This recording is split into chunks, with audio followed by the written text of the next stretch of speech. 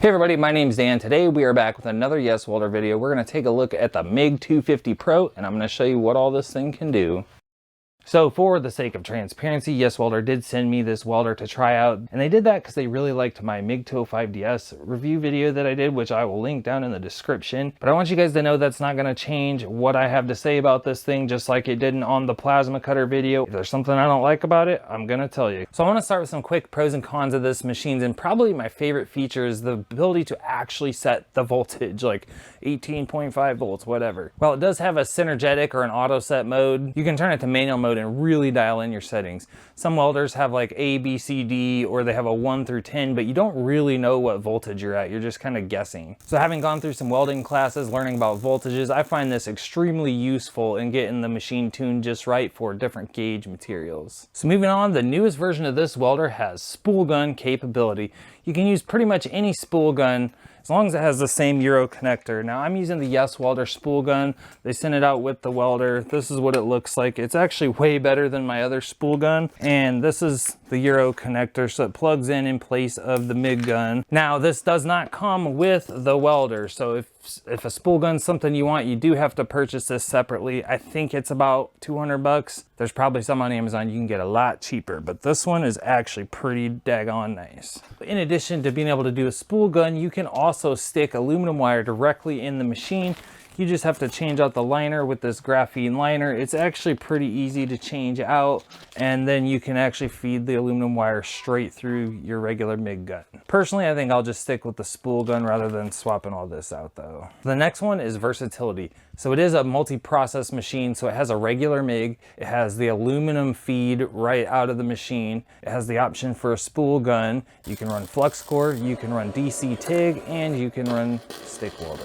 So it's super nice to be able to have all those options in one machine. Well, almost all of them anyway. So moving on to the fifth thing I love, and that is the price point and the value of this machine. Now, if you compare this to the MIG 205DS, which is their kind of lower model, that's also multi-process. This one has 45 more amps on the top output, so 250 instead of 205. Has a lot more features, and it's only roughly about $120 more versus the 205DS at the time of making this video. And if you want to save another 10%, you can use my promo code Flawedoffroad. It'll knock 10% off your order, and I actually get a small commission from that, which helps me to make these videos. Another thing this welder has that I like is the MIG gun's actually quite a bit better than the one that came on the 205DS. Plus it has the pull-off nozzles with the little sealing thing instead of the thread on one. The gun's a little bit bigger overall. It feels a little bit more robust, along with the tip also. I definitely like this style better. It's just quicker to pop it off, clean this out, and just overall, I like the little flex thing that's on here. And it has a little ball socket thing there that just really gives it a lot of flex. So now I'm going to move on to a few cons of the machine, and probably the one that irritates me the most, even though it's not that big of a deal, is that everything's in metric as far as your wire speed. It's meters per minute instead of inches per minute. So if I set it to 5, that really doesn't mean anything to me. I have a bunch of wire speeds, memorized in my head on what works good for what, and it's kind of annoying having to do a conversion. The easiest way I've found to do it is there's about 40 inches in a meter. So if I set it to 5, 40 times 5 is about 200. So that's 200 inch per minute. I realize that most of the world runs on metric, and that's great. And that's probably why they make the machine that way. But it's kind of frustrating, not really being so familiar with it. So probably the next disadvantage to the 250 Pro is it's a 220 only welder, so it's not a dual voltage like some of the other ones. So this isn't a huge deal for me because I only run it on 220, but I know there's a lot of people out there that like the portability of 110, or they don't have a 220 outlet in their shop. So for them, that would be kind of the one thing that might shy them away from this welder. But hey, when you think about it, it is called the 250 Pro and not the MIG 250 Amateur. So if you're a pro, you got a 220 outlet. And if you don't, you should get one. So the third thing is kind of the biggest bummer for me, and that's that the TIG is DC only, so there's no AC TIG for aluminum. With this being the Pro machine, I had really hoped that it had AC TIG built into it. But at least it does do a really good job at the DC TIG on stainless and normal steel. Also, the welder doesn't even come with the TIG torch. It's kind of an add-on option. It's about 50 bucks. I'll leave a link down to one, and it makes sense because most people aren't TIG welding. So it's kind of just like, hey, if you want it, you can get it. So another thing they could improve on with this thing is the ground clamp. Just like the 205DS, this thing is not the most robust. And the problem comes with this frayed cable between the two sides, or sorry, braided cable. And you can see after barely using this thing, it's fraying, it's starting to rip, because every time that you go to like clamp it onto your table or whatever, it pushes on that and it starts to go bad. Now, one thing to contrast that with, which I thought was interesting, this is the clamp off of Yeswelder's plasma cutter. And it's actually a much better quality. And if you look, it's got a solid copper strip in there, and it's tucked way down in there. It doesn't like hit on the table when you put it on there. So I really don't know why they're putting a better clamp on the plasma cutter than they are the welder. The good news is it's really cheap and easy to get on Amazon and upgrade to a way better clamp. I just have not done it yet on this welder. And my last gripe, much like the 205DS, is the fact that the fan just runs full blast all the time. It's not an on-demand fan, and that really kind of just drives me nuts because it's not the quietest. Now granted, I'm using a lav mic right now, so I don't know how much you can hear that or if you hear me better, but it's pretty loud. So I really wish they would get with the program for on-demand fan. I've been using this welder for about 4 months now, and so far I've been pretty impressed. Right out of the gate, I started playing with the manual settings because the auto set can be pretty useful and pretty close. There's sometimes you just need to make little adjustments that the auto set doesn't allow for. For example, on thick material, sometimes I would crank it up to get some more heat, but it would also crank the wire speed way up higher than I really wanted it to be at, and you really can't set just one. It kind of just turns them both up at the same time when you're on synergetic or auto set mode. So to me, being able to dial all that stuff in makes all the difference. Hopefully you guys can hear me over this fan. We're just gonna quickly talk about some of the settings. So right now we're on manual MIG mode, and this isn't just a dial, you can push it. So that would be inductance, so it's plus or minus 10, just like what the 205DS has.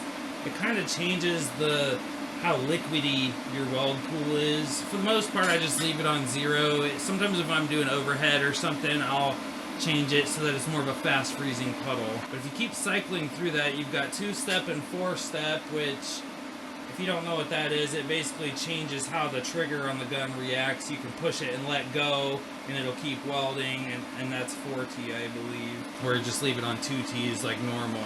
So HS is arc start current. I really don't know much about it, and apparently it was defaulted to 2. I'm just gonna leave that there. This one says it has something to do with feeder speed, and then BBT is end arc current, which again, I don't know what it is, so I'm leaving that alone.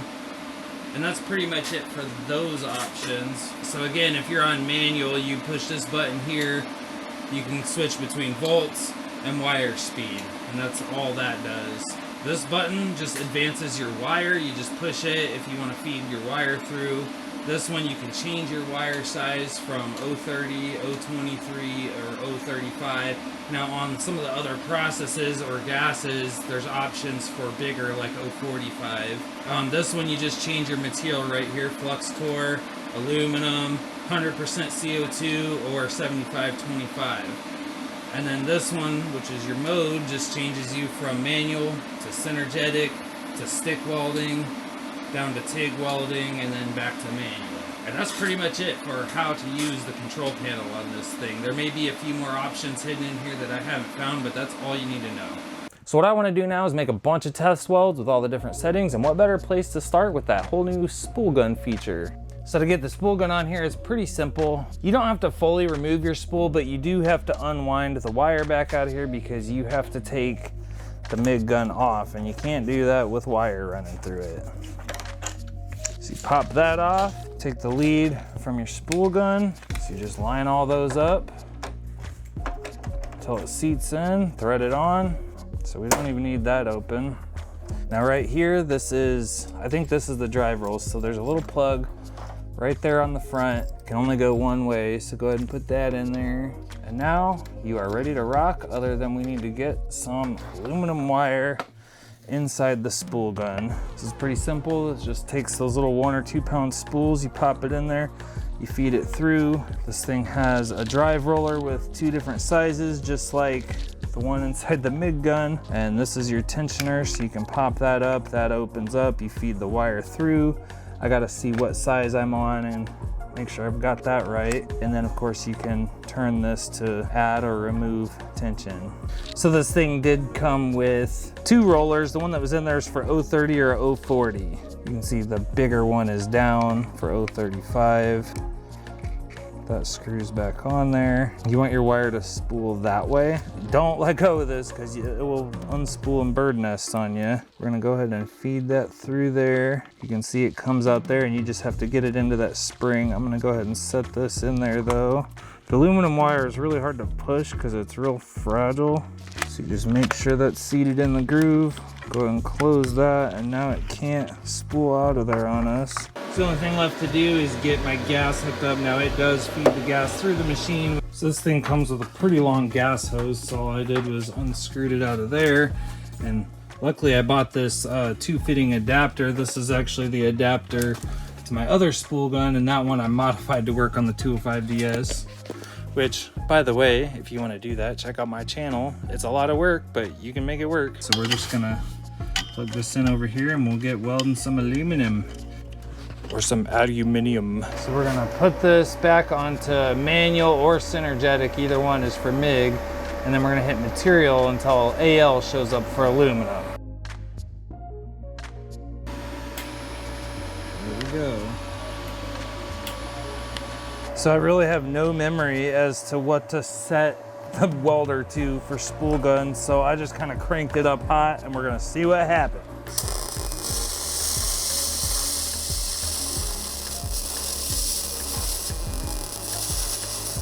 But I've switched this over to synergetic mode because I was trying to run the spool gun on manual and I was not getting the settings right. So we're on Synergy and I just put it up to 180 amps and we're gonna see what it does. So also we're using some 1/4-inch pieces here, just what I've got laying around. Yes, I know aluminum's not magnetic. I'm just using this to keep it, to hold it up.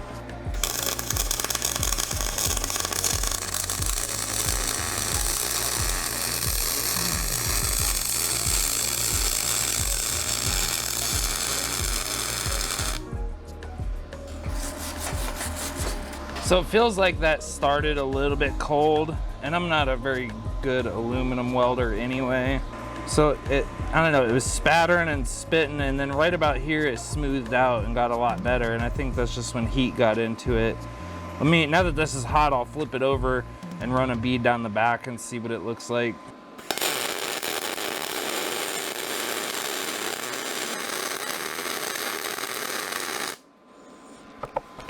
Whew.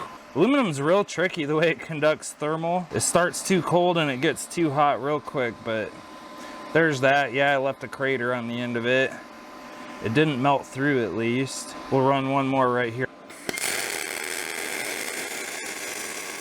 In order to be good at aluminum welding, you need a lot of practice, which I don't have. I did it for one day in welding class and then we moved on to other things. But this thing does work. Is that the best aluminum weld you're gonna see? No, but it works, and with a little bit of practice I think I can get a lot better, and I think if you get one you can too. Okay guys, we're gonna bust out a couple of MIG welds now with normal MIG and 75/25 gas. I'm actually taking a piece of 1/4-inch and doing a T-joint onto a piece of 3/8 inch. We're gonna set it at 21 volts and like 8.9 on the wire speed. That's somewhere around 350 if I can math.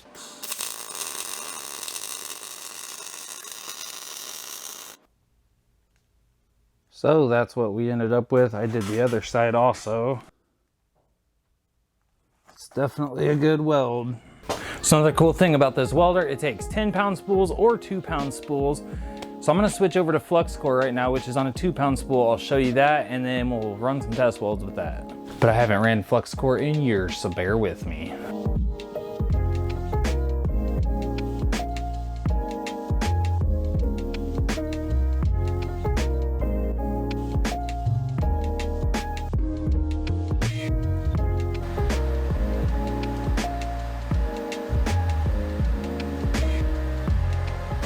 For flux core, you want to put the ground in the positive, and then this lead is what powers your MIG gun. You want to put that in the negative. Probably should do that with the power off and don't touch it.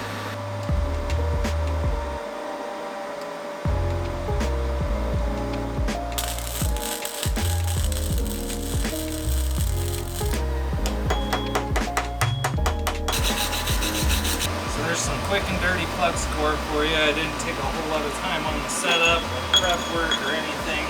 Just some 3/16. So now let's set up and do some TIG welding. For this, we're going to use 100% argon. I've got a separate bottle for that. And this particular welder, the TIG torch actually connects directly to that bottle, and the gas never even goes through the welder. And the torch has a little knob right on it to turn your gas on and off. So for doing stainless steel or regular steel, you actually want this in the negative, and you want to move the ground over to the positive. I got to rearrange so that it'll reach, and we'll get going. Pardon the fan noise. So to get this thing switched over, let me zoom you guys in a little bit. What you do is you just hit this mode button. So that's Synergetic Mig. Yeah, that one's TIG right there. The up arrow's for lift TIG. So then from here, you basically just set your amps. We're gonna just start at about 110 and go from there. Now this also has a high frequency lift start, so you don't need to scratch start. Well, it's been a couple months since I've had any practice at this. This is just a chunk of 1/8" steel. It's kind of thin, so it's gonna get hot quick. I got it ground so it's nice and smooth. One thing to keep in mind, if this is plugged in and on, this thing's live. So if I accidentally touch it to something, it's gonna go. So this is the gas turn on. With these lift TIGs, all you do is touch them down. It'll make a tiny little spark, and then when you pop up, it'll initiate the arc. It's a little cold. Ooh, I'm getting shaky. In order to break the arc, I just kind of ripped it away. The arc broke, and then I brought it right back so that the gas coverage would hold on there. So let's take a look at the weld. Overall, not too bad for my first one in a few months. I'm also going to show you guys a little bit of stainless, and I've got a couple. These are actually coupons from welding class that I brought home. These were some of my very first stainless TIG welds. They actually look pretty damn good, to be honest with you. Now the problem is I don't have any stainless filler. So what I'm going to do, I've cleaned up a couple of these edges. I'm just going to do what's known as autogenous welding, where you can do a lap joint where you basically are just trying to melt this top edge and it becomes the filler.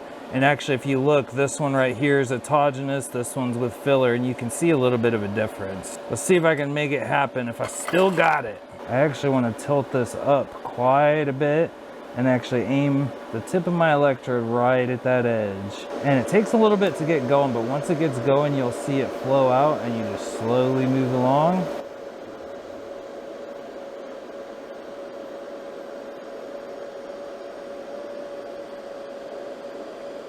I don't know, that's looking pretty decent. Let's take a close-up. So is that one right there. It's a little bit on the gray side, and what you want is more of this copper, straw, or even the rainbow type color. So what that means is that I was actually too hot with it, but overall, pretty decent looking weld. I was just a bit too hot. Okay, we're gonna flip it over to stick welding now, which is this one. I'm gonna use some 3/16 scrap metal. We're gonna use a 6010 electrode. I think we're just gonna set it at 90 and see what that does. We are also on electrode negative. Okay, so it's been a minute since I've done any stick welding. We're using some 6010. The best way to weld with this stuff, because it penetrates really deep, is you actually go forward 2 steps and then back 1 step to kind of fill it in. Because when you go forward 2 steps and you go kind of quick, it actually kind of gouges. It almost creates a crater in the metal. So when you back up the 1 step, it's to kind of fill it. It's like 2 forward, 1 back, pause, 2 forward, 1 back, pause. So we're gonna try that.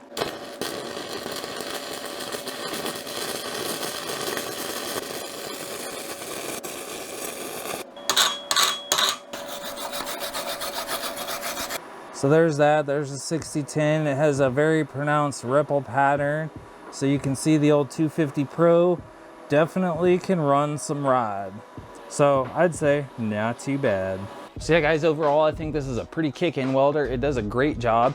When I first started recording this, you could still get both models of the 250 Pro, the one that's spool gun ready like this, and then the non-spool gun ready one was about 40 bucks cheaper. But I'm looking at their website and it's actually, the old one's no longer available. But you can see this is $560 at the time of recording this. They make it look like that's a sale price, but I think that's the all the time price. Don't forget, if you want to knock 10% off, I've got that discount code Flawedoffroad. All in all, this welder's been pretty reliable so far. My 205DS that I've been using for almost 2 years now has been really reliable. I've had a lot of good luck with the Yeswelder support. When I got the plasma cutter, it had a broken wire in it. I ended up finding it and fixing it myself, but I reached out to their customer support. They didn't know that it got sent to me. They just thought I was any other customer, and they walked me through the whole thing. And even though I was able to fix it myself, they still sent me a whole new plasma torch out, like not the machine, but the torch itself, because that's where the problem was. So I thought that was really cool. That shows me that their support actually gets back to you. Now they are in China, so a lot of times you send them the email and then they start responding 8, 9, 10 o'clock at night or something. So sometimes you have to wait a day to get a response, but overall they do help. And if they can't fix it, it seems like they make good on their product, which is awesome. So I definitely recommend this welder. It's $560. That's a whole lot cheaper than a Miller and another thing, and you can get a whole buttload of features out of this thing. Maybe not everything that some of the nicer machines can do, but I think it's a really good value for the money. And I wouldn't tell you that it's good if I didn't think it was good. So anyway, guys, that wraps this up. If you want to check out my spool gun mod I did on the 205DS, I'll leave a link to that and to some of my other Yeswelder reviews. Thanks for watching, and we'll see you in the next one.